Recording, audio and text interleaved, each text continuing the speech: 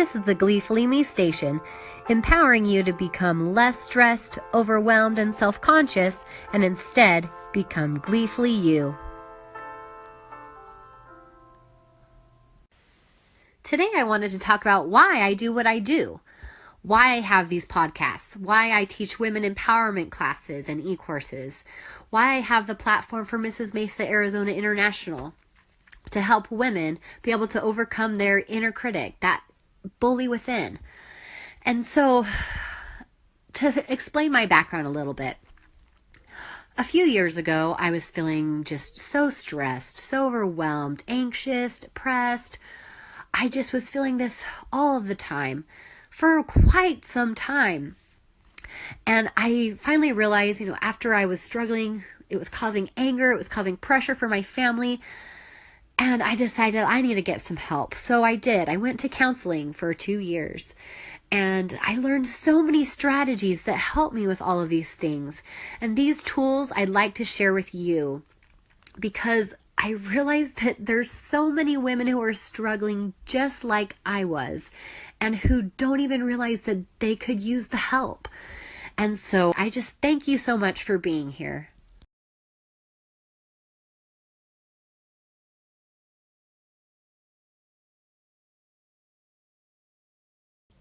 I'm so excited to have you here at Women's Empowerment. I'd like to start off with our goal revamp. Now, many of us have made goals before. All too many times, myself, and I'm sure many of you, have made goals in the past that just didn't work out. And instead of beating ourselves up about it, let's go ahead and take a look at why those goals didn't pan out. First, we need to realize the reasons for quitting. These are some of my reasons for quitting. Now, I'm all for shooting for the moon and landing in the stars. But sometimes when you shoot too high, aiming for the moon, you get overwhelmed and then you just give up so you don't land among the stars. Which brings me to the first reason for quitting.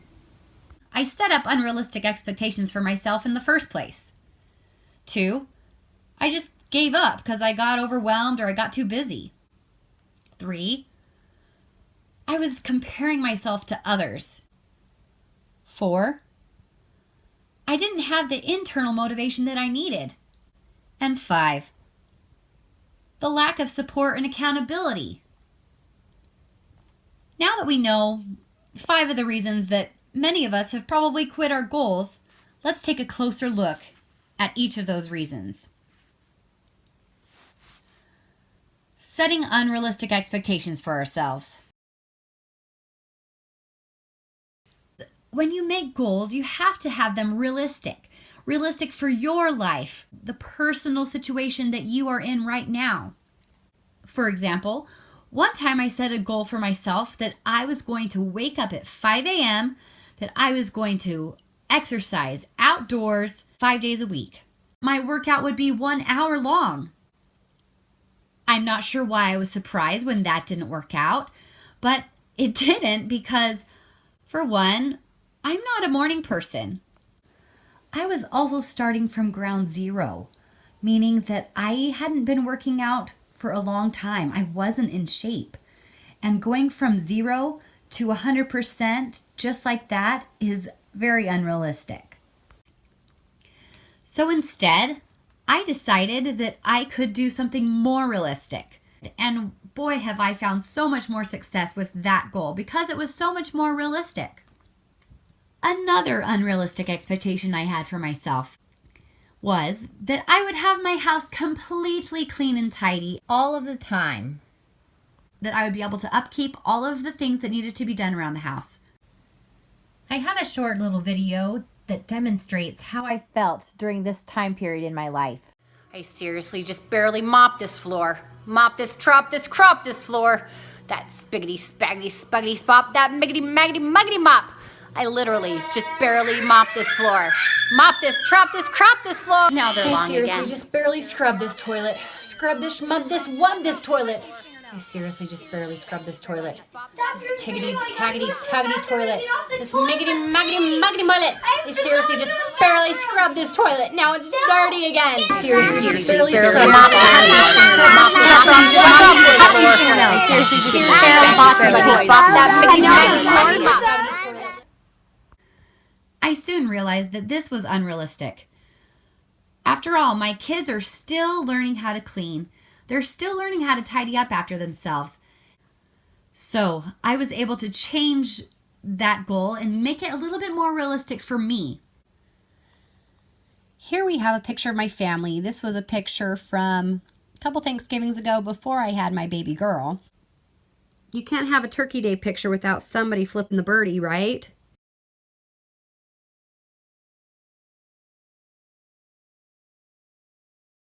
This just really shows the type of family we are. We are goofy, we like to have fun, and a lot of my expectations were just very unrealistic for my family, for my boys, and for their age.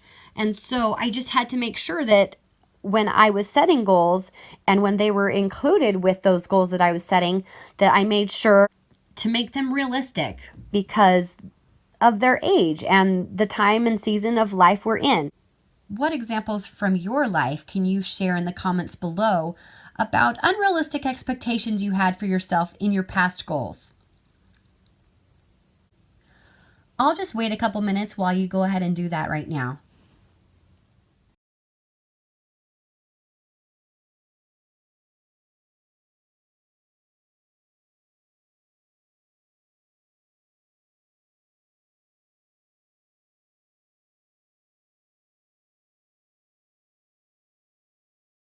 The second reason for quitting our goals would be giving up. Be prepared to give examples from your life of excuses you had for giving up your goals. I had plenty of excuses last year that almost resulted in me giving up on my goals. I would give myself excuses like, I'm just not good enough at that, or I'm just too tired to do that today, or the next day, or the next day, or the next day.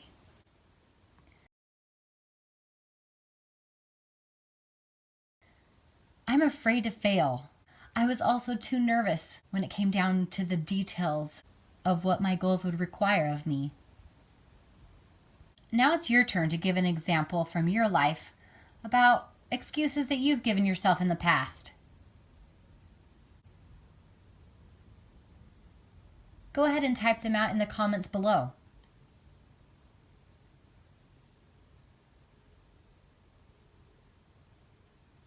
Go ahead and push pause if you need a little bit more time. When I really dug deeper into those excuses that I gave myself for giving up, I found some real reasons that were the true reasons why I almost gave up on my goals. So the real reasons why I almost gave up was I got pregnant, and that really threw me off of some of my goals because depression set in. Morning sickness, afternoon sickness, all day sickness set in. Fatigue. My anxiety relapsed. I realized I need a lot more practice and experience with some of these before I can fulfill these goals. And I realized also that I needed to educate myself a little bit more about some of the things so that I could be successful at some of those goals.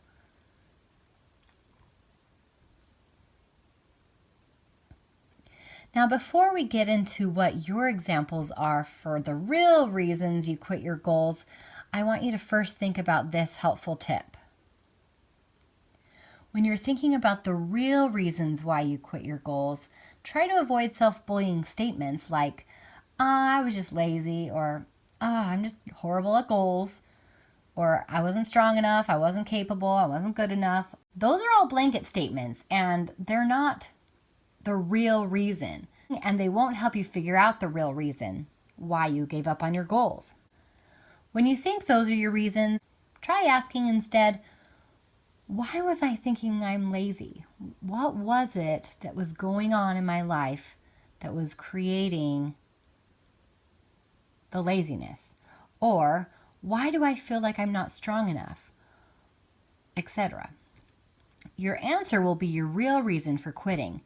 And then once you have figured out your real reason for quitting, you can figure out if there's something you can do about it or if there's not something you can do about it.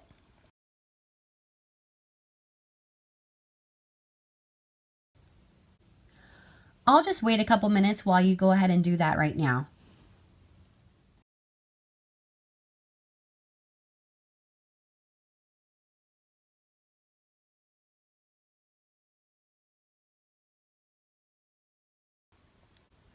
So there's two different categories that giving up on your goals can fall into.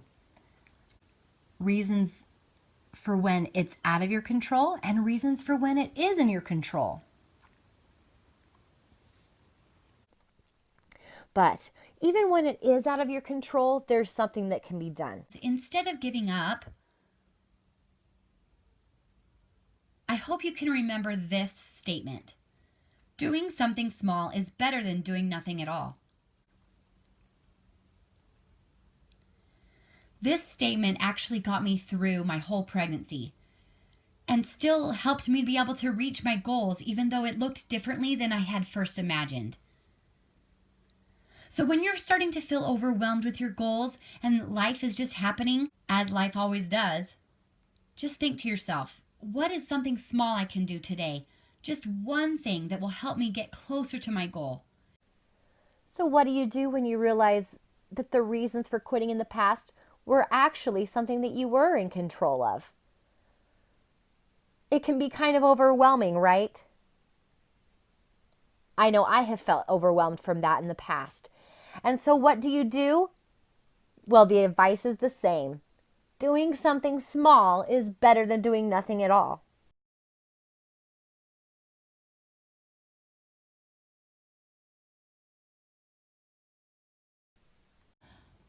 Another reason why we end up quitting our goals is because we're comparing ourselves to others.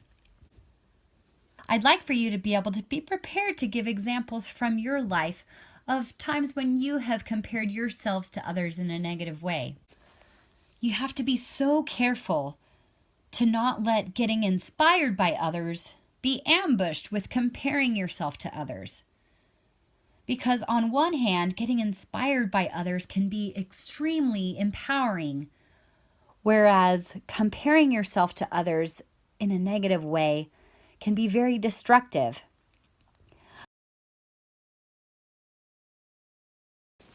Here are some personal examples from my life. These thoughts and feelings I didn't even realize I had until I really delved into the feelings and the thoughts behind the way I was feeling. The first one was, I could never do that because I'm just not as pretty as her. And this came in lots of different forms. A lot of the time it would happen on Instagram. It would happen on Facebook posts and pictures. And it would happen when I would view YouTube videos and see somebody doing something that I wanted to do. There were lots of different situations when this would come into play, and that would be the thought process that would give me a negative feeling. Another one, statement number 2. Oh, if I was just as smart as him, then maybe I could figure this out. This would happen a lot when I was trying to figure out how to do new things, or when I was presented with something that I didn't know how to do. I would come up with that excuse, and I would look at somebody else who could figure it out, and I would just compare myself to them and degrade myself because I just felt like I couldn't do it as well as somebody else. My third comparing statement was, maybe if I had started when I was younger like she did, then I could do something great like she has done. Now that's just really discouraging because you can't turn back time and start over and try to do the things that you never did when you were younger. And so why focus on that? My last example statement. Maybe if I was as talented as her, then I could do something awesome like that.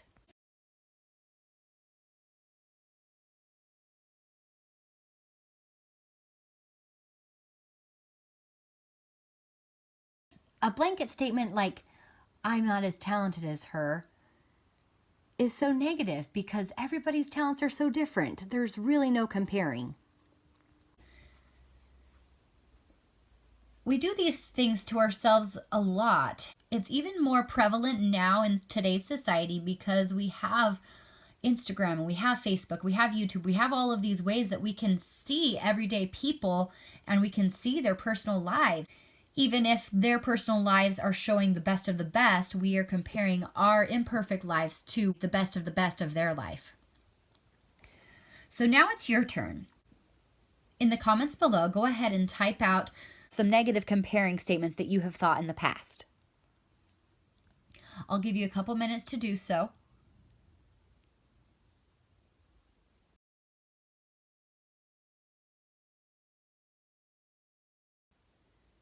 Go ahead and push pause if you need a little bit more time. Now that we've discovered some of the ways that we compare ourselves to others in a negative way, let's now think of ways that we can change those self-bullying statements into more empowering statements. After I changed my bullying statements, I always found a way to talk through in a positive way about how I could do it. So for example, my first statement, oh, I can never do that because I'm not as pretty as her, could be changed and instead be, looking like her isn't a requirement to do what she's doing. If I want to do what she's doing, then I can start working towards it.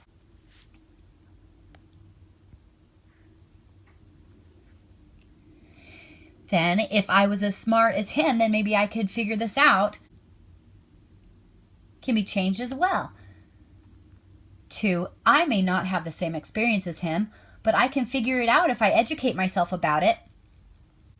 So instead of just giving myself the excuse that, oh, I'm not as smart as him, instead, I think, okay, why am I not as knowledgeable as him, and what can I do about it?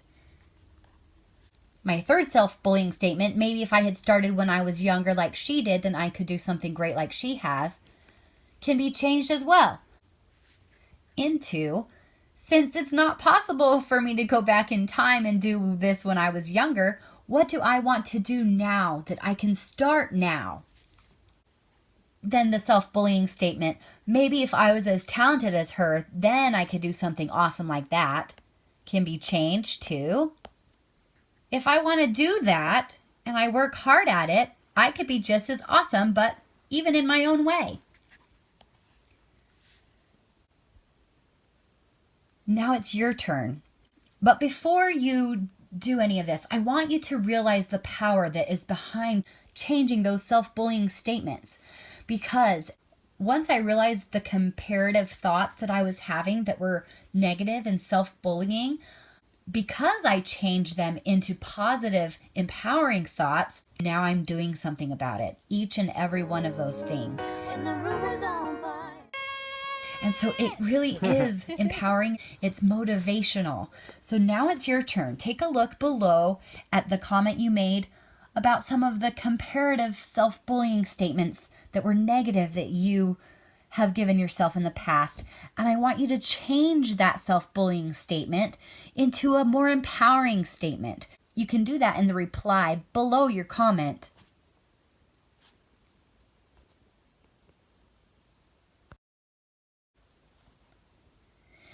Next, another reason for quitting our goals is the lack of internal motivation.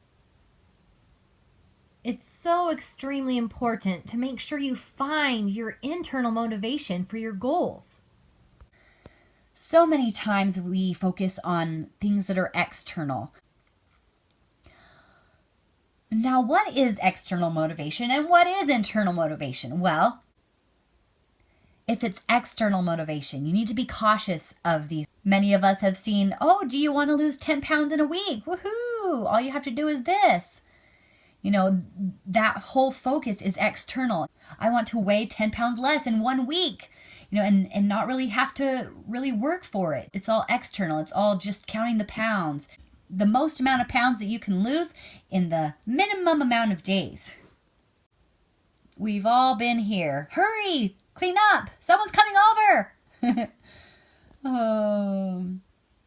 Everything about why you're cleaning up your house is because someone's coming over. It's all external. It's all because of the way it's going to appear to somebody else. Being clean because someone's coming over. So your only motivation is, I have a clean house when someone's coming over, so therefore I'm doing it for someone else, but I'm not doing it for myself. Another example. Here's the lower belly workout. If you do this workout, you're going to have a flat belly, just like they show in this picture, right? Wrong. They really aren't giving you the whole picture. They're just giving you a little tiny sliver of what you need to do. So it's all kind of just an external motivation. Oh, I want my stomach to look like this instead of that. It's all the external appearance of what you want from your body or from your house or from your kids.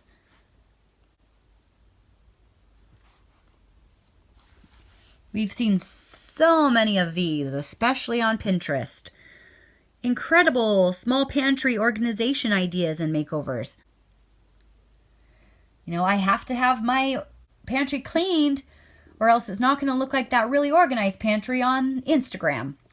Now, these are all external reasons instead of internal. An external motivation really won't create habits that will last a lifetime. And that is what you need to be cautious of when you are thinking about your goals. So instead, you need to think about goals that can create habits. Create those good habits that will last you a lifetime. Because that's what goals are all about, is to better your life.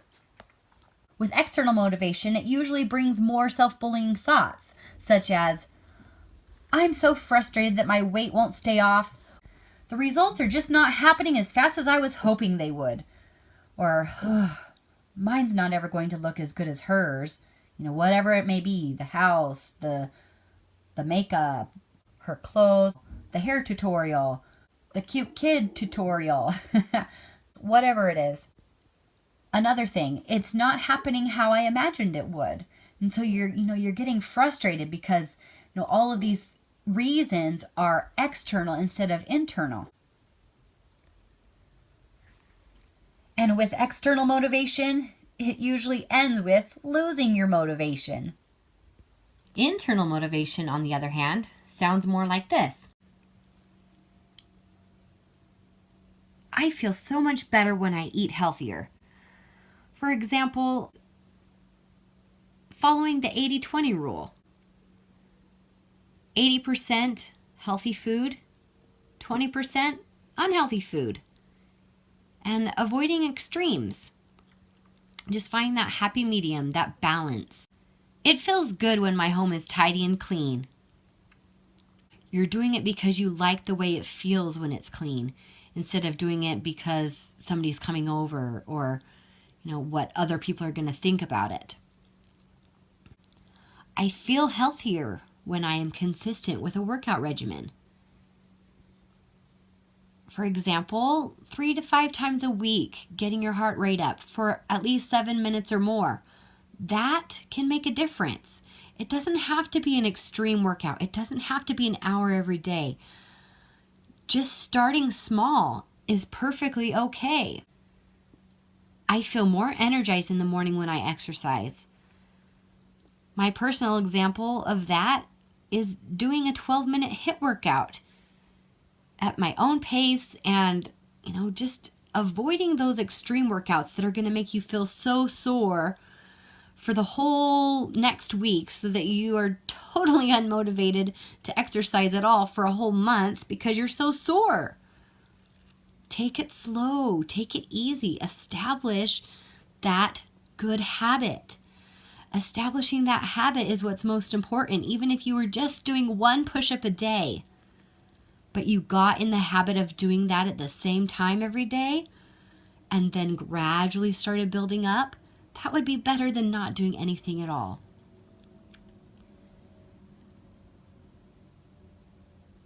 I feel like I have more energy when my house is organized. There's actually psychology that supports that statement. There are plenty of reasons to be internally motivated to do your goals.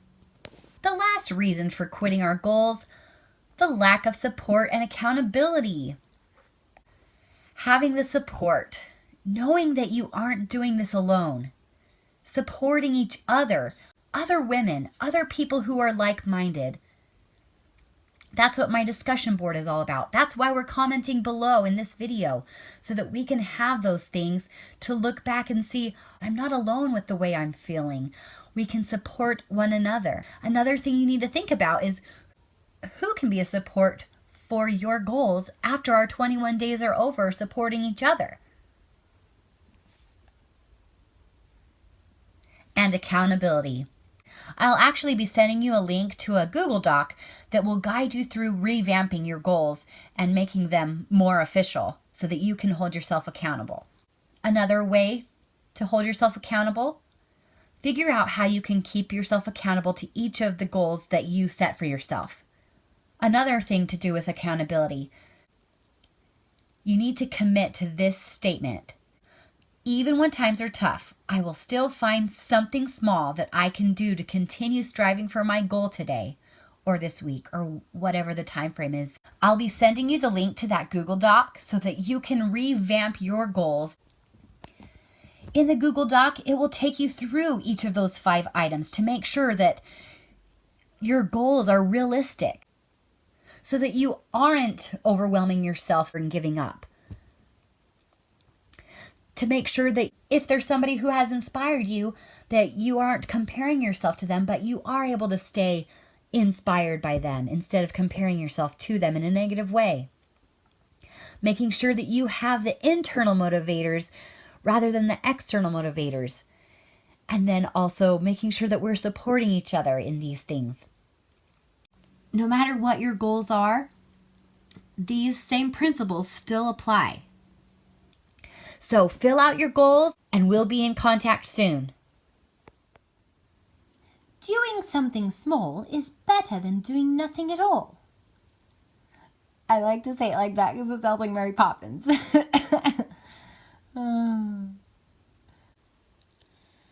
You can't have a Turkey Day picture without somebody flipping the birdie. That's right.